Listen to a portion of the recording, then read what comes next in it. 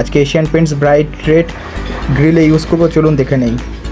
এই রঙটি ready to use থাকে 2 বছরের গ্যারান্টির সাথে। রঙটি ভালো করে মিক্স করে নিতে হবে, না হলে পাতলা হয়ে থাকবে। মিক্স করে নেওয়া খুবই জরুরি।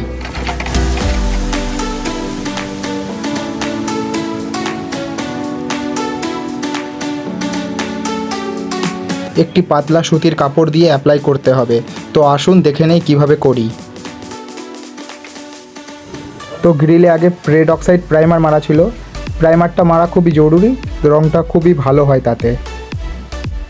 তো এইভাবে কাপড়ের মাধ্যমে পুরো গ্রিলটিতে মেরে নেবেন এবং ভালোভাবে চেক করে দেখে নেবেন যাতে কোথাও বাদ না চলে যায়।